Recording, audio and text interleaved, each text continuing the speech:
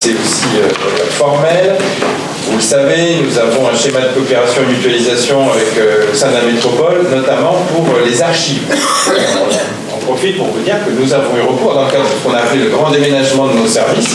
Nous en avons profité dans un déménagement pour faire le tri et classer nos archives, en particulier celle de l'urbanisme, qui était située précédemment principalement dans le sous-sol de l'hôtel de ville, l'ancien hôtel de ville, qui n'était pas idéal en termes de conservation, et puis surtout qui n'était pas idéal non plus, parce que les services urbanistes devaient traverser le parc pour aller chercher un dossier, des fois exhumé d'un permis de construire d'il y a 20 ou 25 ans.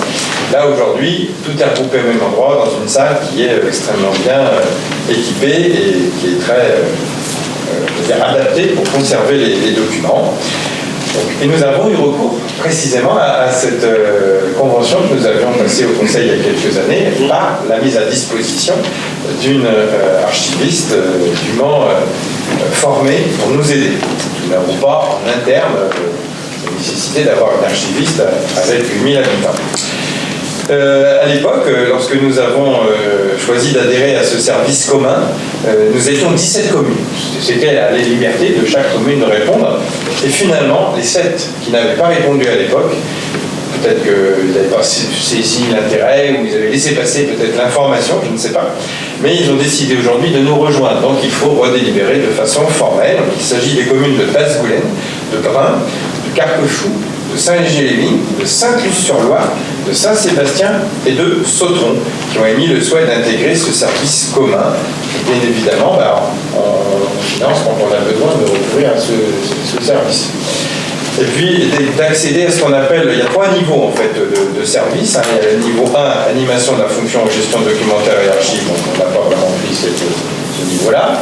Niveau 2, animation de la fonction gestion documentaire et archives, suivi des procédures des versements et d'élimination.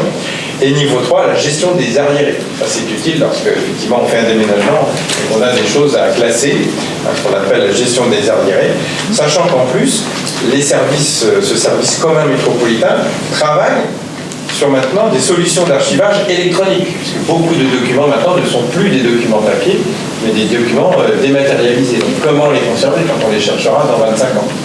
C'est un travail qui est en cours, et ils ont prévu à l'horizon 2022 que cette solution d'archivage électronique soit unique sur la métropole, ce qui sera une bonne chose, et on a vraiment besoin d'être guidé, parce qu'on n'a pas les ressources internes pour cela.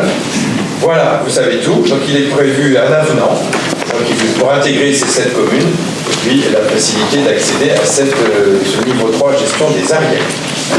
Est-il des questions? Je mets aux voix. Qui s'abstient? Qui vote contre? Adopté à l'unanimité.